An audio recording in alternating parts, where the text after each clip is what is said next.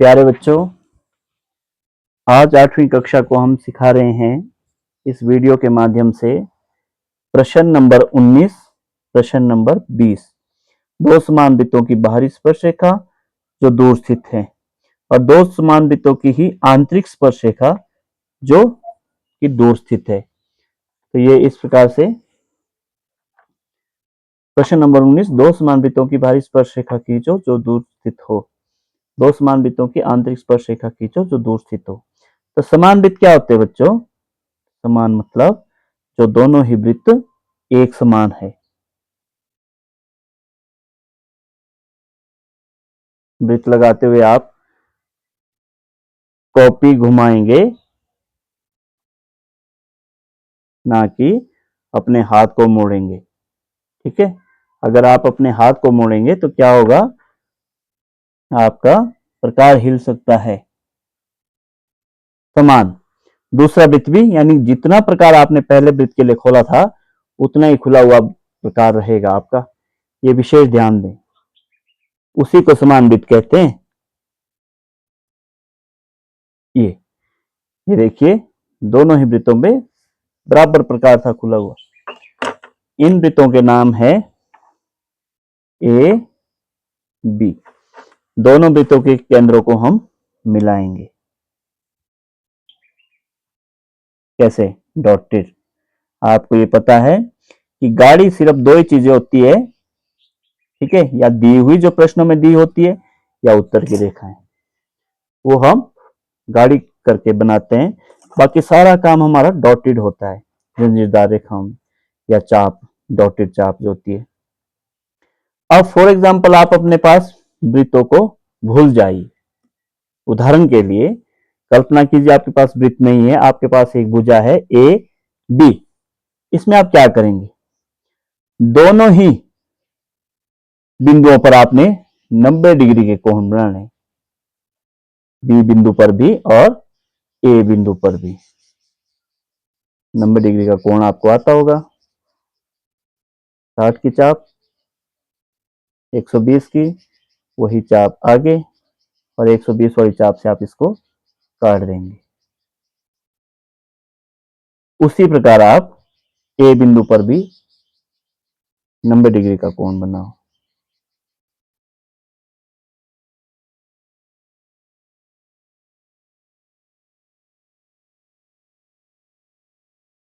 पहली चाप 60 की, दूसरी चाप 120 की, वही चाप आप आगे बढ़ाएंगे और 120 वाली चाप से आप इस चाप को काटेंगे। ठीक है, बन गया बच्चों।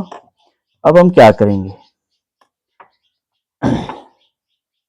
ये दोनों ही लंब लगाएंगे हम, जो हमने 90 डिग्री वाले भी, बी बिंदु पर भी और ए बिंदु पर भी। ये जो दोनों लंब लगे ना आपके, ये हमारे वृत्त की परिधि को काट रहे कहीं पे। यहां इसका नाम दे दो एम, यहां पर काट रहा है, इसका नाम दे दो एन। एम और एन बिंदु को मिलाती हुई, ये एम और एन बिंदु को मिलाती हुई हमने एक स्पर्श रेखा लगानी है इस प्रकार से। आप देख पा रहे हैं, दो समान वृत्तों की बाहरी स्पर्श रेखा, ये जो बाहर बाहर से निकल रही है, और आंतरिक क्या होती है बेटा? वो हम इस प्रश्न में करेंगे, अभी सीखेंगे। दो समान वृत्तों की आंतरिक स्पर्श रेखा खींचो जो दूर स्थित है। स्पर्श रेखा यानी कि जो वृत्त को परिधि पर कहीं एक जगह से स्पर्श करती हुई निकलती है। ठीक है, तो हम इसके लिए भी क्या करेंगे? समान वृत्त लगाएंगे।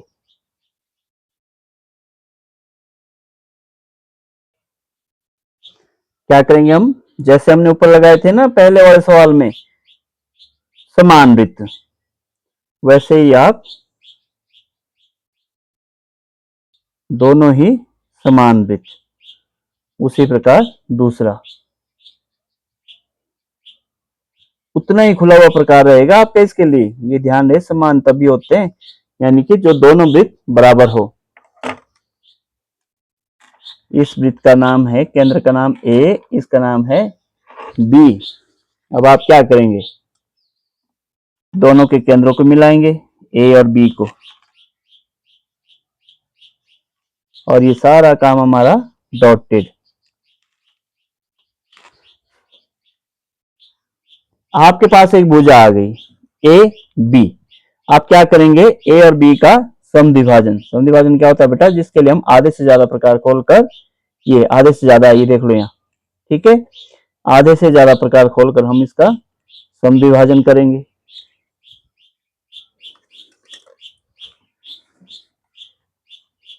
आपने कॉपी घुमानी है अपनी, अपने आप को नहीं ज्यादा मोड़ना जिससे आपका प्रकार ना हिले, इस प्रकार से।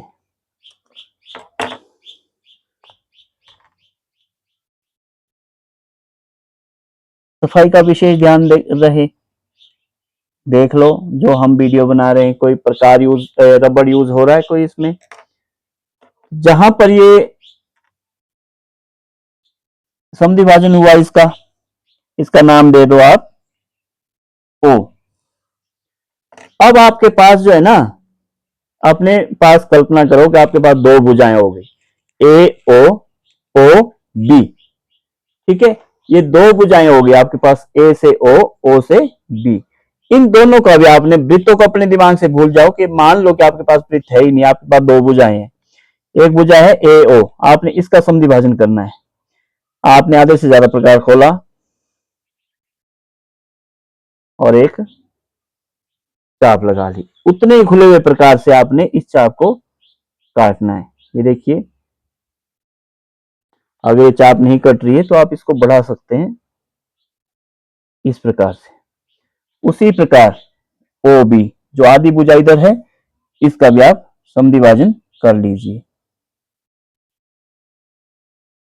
और ये ओ पे उतना ही खुला हुआ प्रकार, समद्विभाजन का नियम है, जितना आप एक तरफ से प्रकार खोलेंगे उतना ही आपका दूसरी तरफ भी रहेगा, इस प्रकार। यानी कि ए बी भुजा का आप 3 बार समद्विभाजन करेंगे, पहले एक के 2 भाग करेंगे, फिर दोनों के 2-2 भाग करके ये कुल 4 भाग हो जाएंगे। और सारा काम हमारा कैसे डॉटेड हो रहा है, जंजीरदार रेखा से। अब आपके पास जो समद्विभाजन हुआ, इसका नाम रखो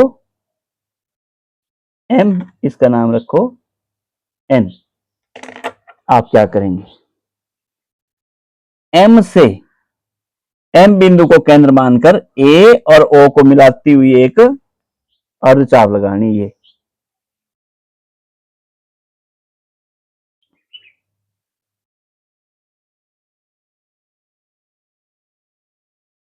ठीक है।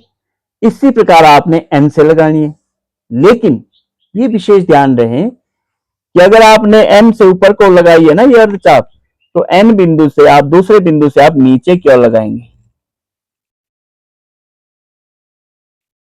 जो कि बी से ओ तक ही होगा। ये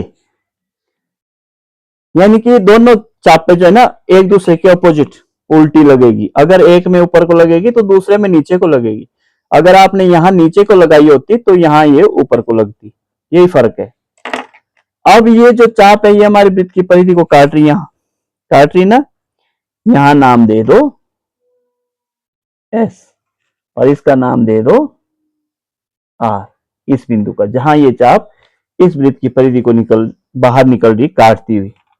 ये एस और आर को मिलाती हुई हमारी क्या है, एक स्पर्श रेखा लगेगी, ये, जिसका नामकरण हम कर सकते हैं सी डी, और यहां भी हमने नहीं रखा था सी डी। इस प्रकार से हमारे दोनों सवाल बनकर तैयार हो गए हैं। उम्मीद करता हूं आपको मेरी वीडियो से समझ आ रहा होगा, नहीं तो आप बार बार देखकर इस वीडियो को देखकर सीख सकते हैं।